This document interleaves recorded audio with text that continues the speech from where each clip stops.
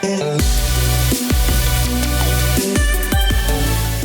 up guys, it's Drac, and this is the Adventure Force Liberator. This is a slick shotgun with a Mossberg style loading door back here, but there are a lot of little features in it that, while amazing in stock form, and there's nothing wrong with this blaster, it could use some improvement. So I don't like the safety trigger down here. I think that we can omit that. And I don't like that there is actually a door here, so I think that we could do away with the door delete as well. In addition to that, why not see if we can't cram a little bit more power in here? It is shooting slightly subpar for dart zone blasters of this fit and finish and variety in the past. Not to say that it isn't of solid construction and an absolute blast to play with, but I think that we can do better because we can always do better. So let's crack open our Liberator and see what's inside. Alright guys, so you can see the tube mag that's responsible for all of that good stuff, and then you can see how this bad boy loads, which is very, very interesting. So the way that this loads is you pull back here and pretend that this funky spring isn't here, and it comes all the way back and it holds your 10 rounds in here, and then when it's time to chamber one, the entire plunger tube comes back like this, and your round gets loaded into here, kind of pushed up and in. It can't go up and get stuck because of this detent here, and then gets pushed into the barrel where it is ready to fire and kind of held in place tightly. So this door is essential, but this door, oh no, oh dang. All right, so without this, we're hosed, right? There's no, oh man.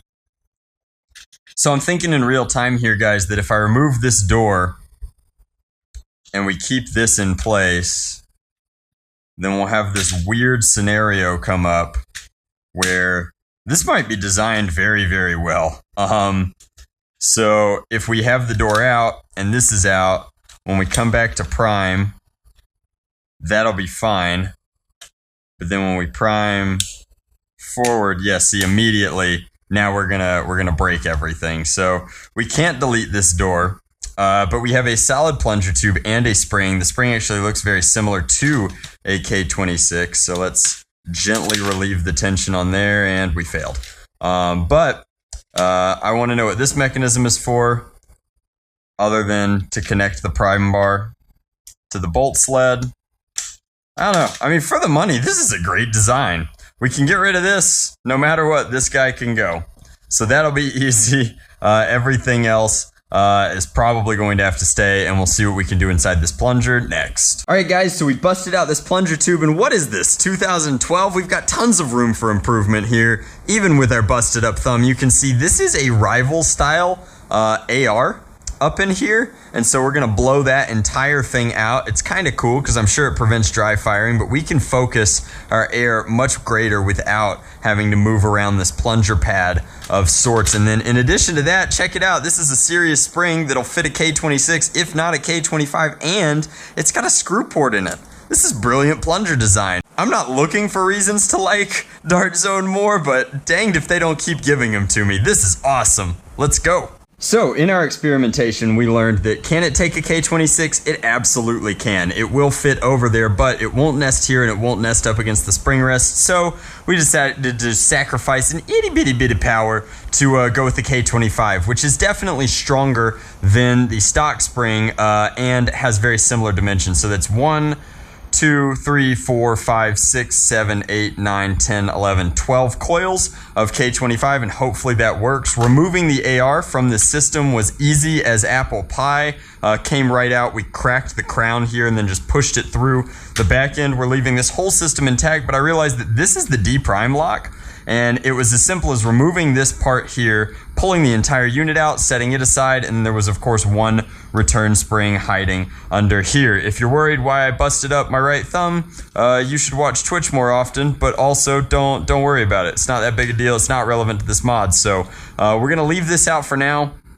I don't think it'll be particularly uncomfortable to have the gap. And if it does wind up being particularly uncomfortable, we'll always super glue it back into place. But we're going to reassemble the blaster now, take it outside, put it over a chronograph, and give you our final thoughts. All right, guys, so forget what a mess my backyard is right now. We got the chronograph outside. We've got some ambient daylight to rock and roll with, and we have genuine Dart Zone ammo to load into our tube-style magazine. Let's go ahead and load the full 10 shots here.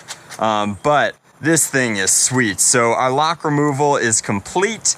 Our spring addition and AR removal are finished, which means I think that this is an old school style mod video for an old school style set of modifications. So let's go ahead and rack it forward, put a couple over the chronograph. But first, let's put a few downrange. Let's get some practical, like how.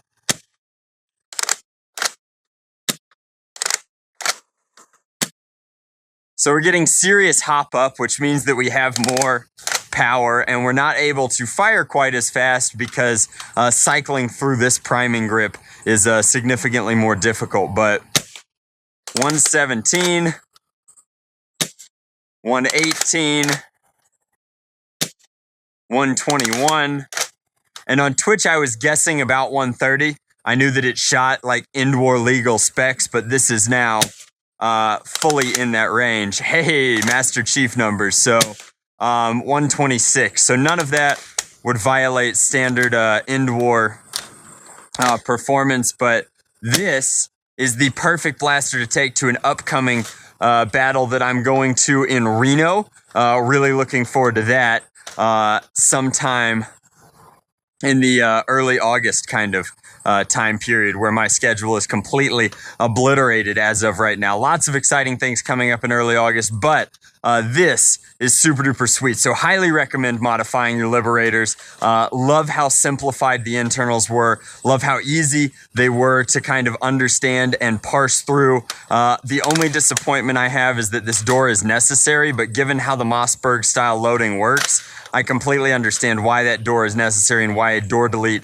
will not be happening in the near future. But that is an ultra sweet tactical shotgun modification guide, and I hope that you guys enjoyed.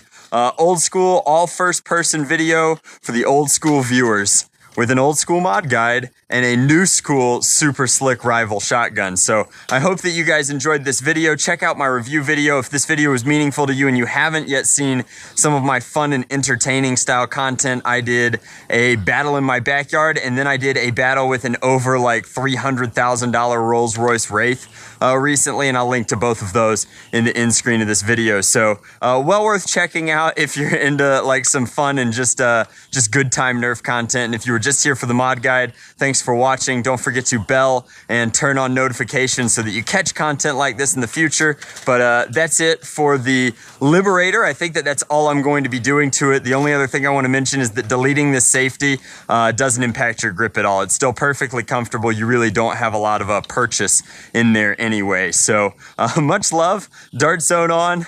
Drac out.